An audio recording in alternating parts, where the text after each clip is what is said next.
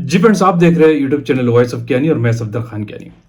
अच्छा friends, HPLC का जो ट्रबल शूटिंग का सेक्शन है क्यूसी के अंदर, जो लोग एचपीएलसी एनालिस्ट है, उनको कुछ भी हो जाए, इस ट्रबल शूटिंग पे किसी हद तक कमांड का होना कंपलसरी है। क्योंकि वो जब कहीं भी इंटरव्यू देने जाते हैं तो ट्रबल शूटिंग से रिलेटेड उनसे क्वेश्चन लाजमी पूछे जाते हैं। और अगर एचपीएलसी फोकस है तो आज इस वीडियो का मेरा फोकस ये है कि मैं आपको एचपीएलसी ट्रबल शूटिंग के वो इंटरव्यू क्वेश्चन बताता हूँ जो आप किसी भी लेवल पे हो, जो इंटरव्यूअर है वो आपसे क्वेश्चन पूछ सकता है एक्सपेक्टेडली कि इस ट्रबल शूटिंग के बारे में आप क्या जानते हैं, जो एचपीएलसी का एक रूटीन प्रॉब्लम। तो आज की वीडियो का ये इंटरव्यू क्वेश्चन है, तो ट्रबल शूटिंग से रिलेटेड। तो वीडियो एंड तक देखिएगा ताकि आपको कंसेप्ट मिले, एक आंसर मिले, एक ओवरव्यू मिले कि क्या वजह होती है इस रीजन के पीछे, ये जो ट्रबल शूटिंग एचपीएलसी पे फेस करते हैं। तो आगे चलते हैं। भाई मेरा यो यो तू मेरी मखना, कदम तू तेरे संभल के रखना। जी फ्रेंड्स, तो अच्छा, तो ये जो ट्रबल शूटिंग का जो इंटरव्यू मैंने कहा, उससे जो कुछ इंपॉर्टेंट क्वेश्चन, मैं ज़्यादा लंबे क्वेश्चन डिस्कस नहीं करूंगा, लेकिन जो बहुत इंपॉर्टेंट क्वेश्चन है वो आपको बताता हूँ। नंबर 1 क्वेश्चन है कि what are the causes behind broad peak. आप एचपीएलसी पे काम कर रहे होते हैं, सम टाइम ऐसा होता है कि आपकी पीक ब्रॉड हो जाती है, जो डेफिनेटली एक्सेप्टेबल नहीं है। सिमेट्रिकल आपकी पीक होनी चाहिए, और सिस्टम सूटेबिलिटी का क्राइटेरिया यही है कि आपकी जो पीक है वो शार्प होनी चाहिए। ज़्यादा ब्रॉड पीक एक्सेप्टेबल नहीं है, एक लिमिट है उसकी।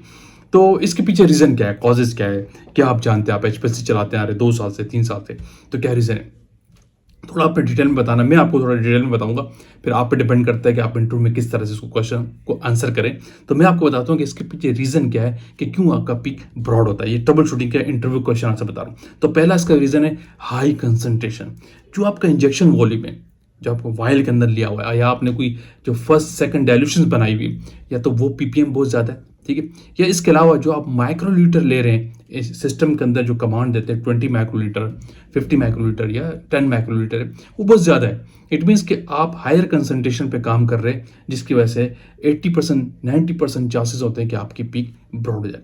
तो इस पे आपने करना क्या है, सोल्यूशन भी साथ बता रहा हूँ, रेमेडी है कि आप अपने पीपीएम को कम करें। जब आप जितनी लो कंसंट्रेशन पे काम करते हैं with in the detection limit, तो आपके पीक ब्रॉड होने के चांसेस कम हो जाते हैं, ठीक है। तो अगर आपकी हाई कंसंट्रेशन है तो चांसेस होते हैं कि पीक आपकी ब्रॉड होगी। अच्छा, दूसरा बड़ा इंपॉर्टेंट फैक्टर है, मैं अक्सर लोगों से डिस्कस करता हूँ, लोग मुझसे पूछते हैं मेल्स पे, कमेंट्स पे, तो इसकी ब्रॉड पीक के पीछे जो दूसरा रीजन है बहुत इंपॉर्टेंट है, वो है सॉल्वेंट स्ट्रेंथ।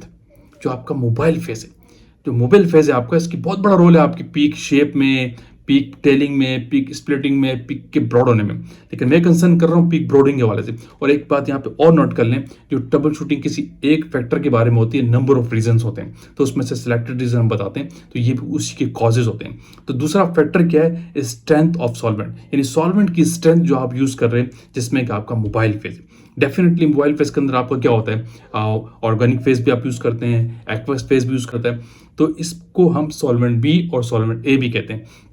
जो सॉल्वेंट बी है, इसमें आपका नॉर्मली एसीटोनाइट्राइल और मिथेनॉल आ रहा होता है, जो ऑर्गेनिक फेज कहलाता है। अच्छा, इससे आपके मोबाइल फेज की स्ट्रेंथ हाई होती है। और आपका जो सॉल्वेंट ए है, इसमें नॉर्मली एक्वस फेज आ रहा होता है, जो आपका मिक्सअप करते हैं मोबाइल फेज के अंदर। तो अगर आपका ऐसा कोई मोबाइल फेज है, तो इस मीन्स के उसके अंदर आपने सॉल्वेंट स्ट्रेंथ को बहुत हाई रखा हुआ है। तो ये इस केस में अगर पीक आपका ब्रॉड हो रहा है, तो आप सॉल्वेंट स्ट्रेंथ को कम करेंगे। मीन्स आपका जो एसीटोनाइट्राइल है, अगर वो आपने यूज़ किया हुआ है, या मिथेनॉल यूज़ किया हुआ है, तो उसके वॉल्यूम को कम करें। अब वो कैसे कम करेंगे, डेफिनेटली ये रिसर्च और R&D बेस्ड वर्क है।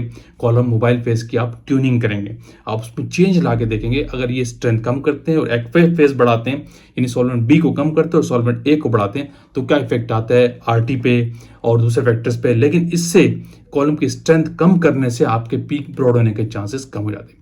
क्लियर, ये बहुत बड़ा टेक्निकल रीजन है। तो यही वजह होती है कि आपकी पीक ब्रॉड होती है। जिस नंबर 2 पे कि आपने सॉल्वेंट स्ट्रेंथ बहुत हाई रखी होती है। क्लियर है। अच्छा, तीसरा बड़ा इंपॉर्टेंट फैक्टर एक और यहाँ पे जो डेफिनेटली कॉमन फैक्टर है, वो है लो कॉलम परफॉर्मेंस।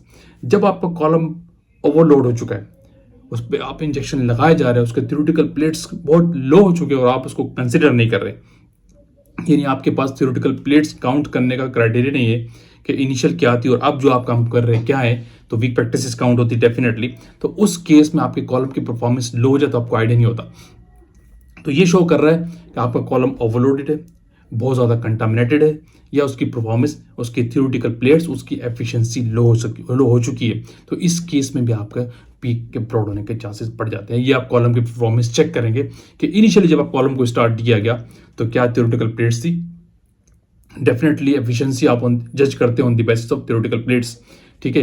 या तो आपका कॉलम ठीक तरीके से वॉश नहीं था तो भी इफेक्ट पड़ता है। तो आपने थ्योरेटिकल प्लेट चेक करनी है, अगर वो बहुत लो हो चुकी है मीन्स आपको कॉलम की परफॉर्मेंस बहुत लो है, जिसकी वजह से आपके पीक ब्रॉड आ रहा है, आप उस कॉलम को ऑब्सोलीट कर दें, ठीक है। ये 3 बड़े मेगा रीजन है कि क्यों आपकी पीक ब्रॉड होती है। अच्छा, इंटरव्यू का बड़ा इंपॉर्टेंट क्वेश्चन नंबर 2 है। ये दोनों क्वेश्चन मैं आपको बता रहा हूँ, ये पीक से रिलेटेड है। दूसरा क्वेश्चन है why peak split, what are the causes behind peak splitting.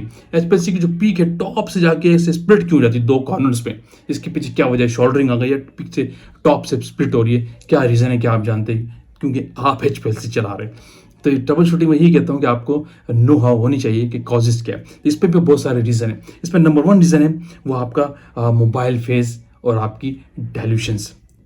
समझ रहे मेरी बात? यानी आपने जो एचपीएलसी पे डायल्यूशंस लगाई है, लास्ट डायल्यूशन जिसमें आपने सैंपल बनाया हुआ है, अगर वो मिस मैच है, कंपैटिबिलिटी उसमें नहीं है उस लास्ट डायल्यूशन की आपके मोबाइल फेज और डायलुएंट के साथ, समटाइम आपको पता है ऐसा होता है जो आप प्रिपरेशंस कर रहे होते हैं सैंपल की, वो एक पर्टिकुलर मोबाइल फेज से हट के किसी और डायलुएंट पे आप प्रिपरेशंस कर रहे होते हैं। ये अंडरस्टूड बात है, बहुत से मैथड्स में आपको ऐसा मिलता है। यानी वो सैंपल और स्टैंडर्ड की प्रिपरेशंस के अलग से एक डायल्यूट बना रहे होते हैं और मोबाइल फेस की कंपोजिशन एक अलग होती है। तो जब ये कंपोजिशन डायल्यूएंट की और मोबाइल फेस की मिसमैच होती है तो आपके पीक स्प्लिटिंग के चांसेस बढ़ जाते हैं। इस केस में आपने करना क्या होता है कि आपकी जो लास्ट डायल्यूशन, बेशक आप फर्स्ट सेकंड थर्ड डायल्यूशन अगर फोर्थ डायल्यूशन भी है तो वो आप उस डायल्यूट पे बनाएं, लेकिन लास्ट डायल्यूशन आपके मोबाइल फेस के अंदर होना चाहिए जिस सॉल्वेंट को आपके मोबाइल फेस के अंदर रन करना है। अगर वो लास्ट डायल्यूशन मोबाइल फेस के अंदर नहीं है तो फिर मिसमैच आता है, कंपैटिबिलिटी का इशू आता है।